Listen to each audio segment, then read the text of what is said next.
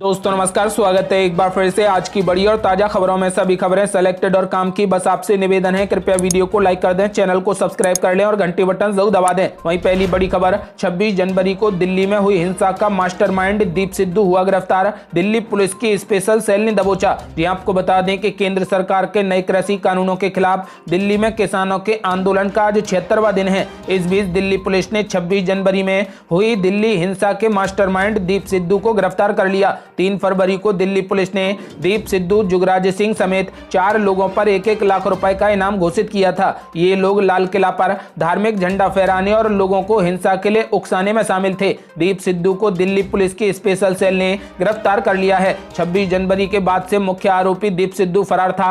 हालांकि दीप सिद्धू के अलावा पूर्व गैंगस्टर लखा सिधाना और लाल किले पर झंडा फहराने वाला जुगराज अभी भी लापता है। आपको बता दें कि दिल्ली पुलिस ने हिंसा फैलाने वाले करीब 50 लोगों की तस्वीरें भी जारी कर दी हैं और मुख्य आरोपी दीप सिद्धू को गिरफ्तार कर लिया है। वह अगली बड़ी खबर, पीएम नरेंद्र मोदी की अपील पर राकेश टिकैत का बड़ा ऐलान, बोले पहले बातचीत होगी, हल निकलेगा, फिर होगी घर वापसी। जी आपको बता दें कि पिछले 75 दिनों से जारी किसान आंदोलन का चेहरा बन चुके राकेश टिकैत ने कहा कि हम नए कृषि कानूनों पर हल निकलने के बाद ही घर वापस लौटेंगे। सरकार तीनों कानून वापस ले। राकेश टिकैत ने प्रधानमंत्री नरेंद्र मोदी की अपील पर कहा, क्या घर लौटकर बातचीत होगी? पहले बातचीत होगी, समझौता होगा, तब घर वापस लौटेंगे। हमारी बात समझ में नहीं आ रही है, हमारी भाषा समझ में नहीं आ रही है तो सरकार जिस स्कूल में पढ़ी है हमें भी उसी स्कूल में पढ़ा दे। भारतीय किसान यूनियन के राष्ट्रीय प्रवक्ता राकेश टिकैत ने कहा, हम बातचीत के लिए तैयार हैं। एमएसपी पर कानून बने, कानून क्यों नहीं बनेगा? दिल्ली और उत्तर प्रदेश के गाजीपुर बॉर्डर पर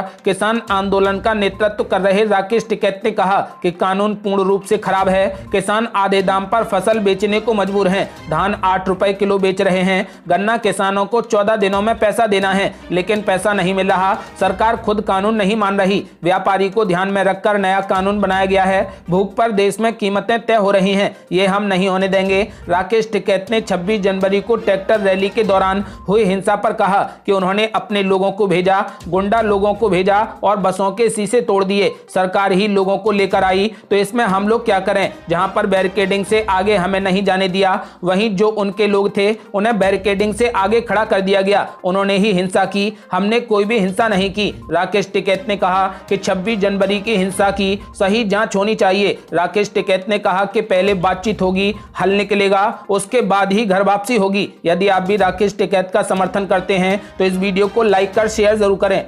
अगली बड़ी खबर, पीएम नरेंद्र मोदी के आंदोलन जीवी वाले बयान की किसान मोर्चा ने की निंदा। कांग्रेस ने कहा यह किसानों का अपमान। ये आपको बता दें कि प्रधानमंत्री नरेंद्र मोदी द्वारा आंदोलन जीवी शब्द के इस्तेमाल पर संयुक्त किसान मोर्चा ने आपत्ति जताई है। मोर्चा की तरफ से जारी बयान में कहा गया है कि संयुक्त किसान मोर्चा प्रधानमंत्री द्वारा किसानों के किए गए अपमान की निंदा करता है। किसान प्रधानमंत्री को याद दिलाना चाहेंगे कि वे आंदोलन जीवी ही थे जिन्होंने भारत को औपनिवेशिक शासकों से मुक्त करवाया था और इसलिए हमें आंदोलन जीवी होने पर गर्व है। ये बीजेपी और उसके पूर्वज हैं जिन्होंने कभी भी अंग्रेजों के खिलाफ कोई भी आंदोलन नहीं किया। वे हमेशा जन आंदोलनों के खिलाफ थे, इसलिए वे अभी भी जन आंदोलनों से डरते हैं। बयान में कहा गया है कि अगर भारत सरकार अभी किसानों की मांगों को स्वीकार करती है तो किसान वापस जाकर पूरी मेहनत से खुशी के साथ खेती करेंगे। ये सरकार का अड़ियल रवैया है जिसके कारण ये आंदोलन लंबा चलता जा रहा है, जो कि आंदोलन जीवी पैदा कर रहा है। एमएसपी पर खाली बयानों से किसानों को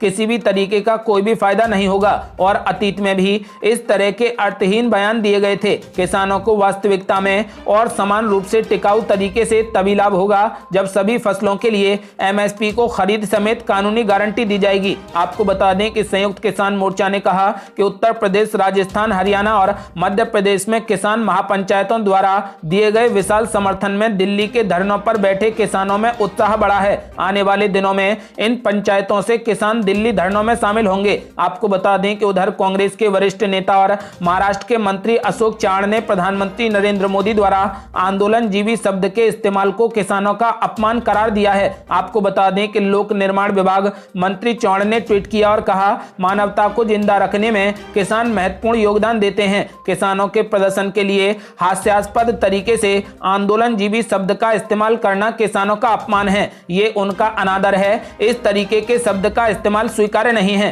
वह अगली बड़ी खबर, लोकसभा में बोले कांग्रेस नेता अधीर रंजन चौधरी, लाल किला उपद्रव के पीछे सरकार की साजिश। जी आपको बता दें कि लोकसभा में कांग्रेस के नेता अधीर रंजन चौधरी ने दिल्ली में गणतंत्र दिवस पर लाल किला पर हुए उपद्रव को किसान आंदोलन को छल बल से तोड़ने की साजिश करार दिया और कहा कि इस पूरे प्रकरण की संयुक्त संसदीय समिति से जांच कराई जानी चाहिए। कांग्रेस नेता ने राष्ट्रपति के अभिभाषण के धन्यवाद प्रस्ताव पर चर्चा में हिस्सा लेते हुए कहा कि दिल्ली में 26 जनवरी को किसान आंदोलन के दौरान जो कुछ हुआ वह सोची समझी साजिश है और किसान आंदोलन को खत्म करने के लिए हुई इस साजिश में सरकार शामिल रही है। आपको बता दें कि उन्होंने कहा यह कैसे हो सकता है, जिस सरकार को पाकिस्तान में क्या हो रहा है इसकी जानकारी है, उसे दिल्ली में होने वाले उपद्रव की जानकारी नहीं थी। उन्होंने इस साजिश को सरकार की सोची विचारी रणनीति का हिस्सा बताया और कहा कि सरकार किसानों के आंदोलन को बलपूर्वक खत्म करने में असफल रही है, इसलिए उसने छल बल का सहारा लिया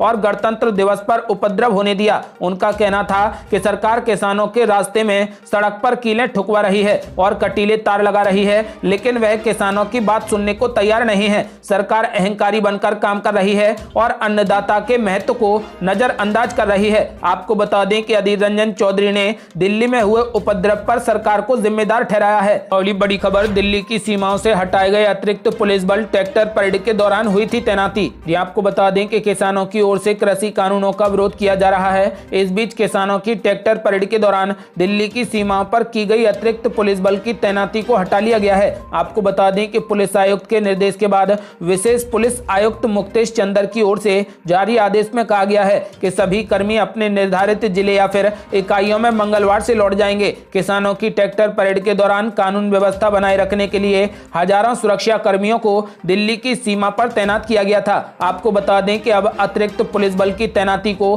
पूरे तरीके से हटा लिया गया है।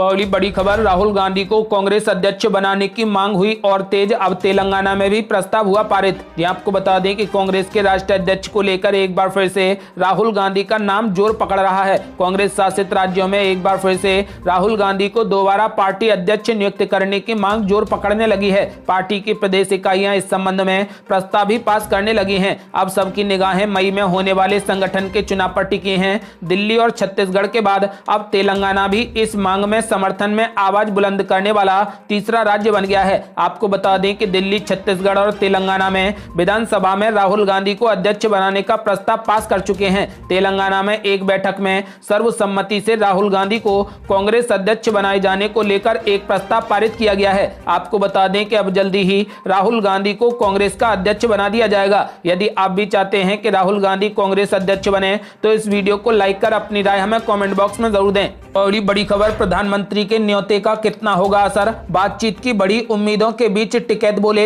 देश भरोसे से नहीं कानून से चलता है। ये आपको बता दें कि प्रधानमंत्री नरेंद्र मोदी की ओर से किसान आंदोलन को समाप्त करने की अपील के बाद किसानों और सरकार के बीच जल्द बातचीत शुरू होने की एक नई उम्मीद जगी है। पीएम नरेंद्र मोदी की ओर से बातचीत के न्योते के बाद नए कृषि कानूनों के विरोध में आंदोलन कर रहे किसान संगठनों ने सरकार से अगले दौर की बातचीत की तारीख तय करने को कहा है। अब देखना है कि सरकार तारीख का ऐलान कब करती है। वहीं दूसरी ओर पीएम नरेंद्र मोदी की ओर से न्यूनतम समर्थन मूल्य को लेकर दिए गए बयान पर भारतीय किसान यूनियन के नेता राकेश टिकैत ने टिप्पणी की है। राकेश टिकैत ने कहा कि देश भरोसे पर नहीं चलता है, देश संविधान और कानून पर चलता है। राकेश टिकैत ने कहा कि पीएम मोदी ने आज कहा कि एमएसपी है, एमएसपी था और एमएसपी रहेगा, लेकिन उन्होंने ये नहीं कहा कि इसको लेकर कानून बनाया जाएगा। देश भरोसे से नहीं चलता, देश कानून से चलता है, इसलिए एमएसपी पर तुरंत कानून बनाना चाहिए। वह बड़ी खबर, बिहार में हुआ मंत्रिमंडल का विस्तार, बीजेपी और जेडीयू के इन 17 नेताओं ने ली मंत्री पद की शपथ। ये आपको बता दें कि बिहार में नई सरकार की गठन के लगभग 3 महीने के बाद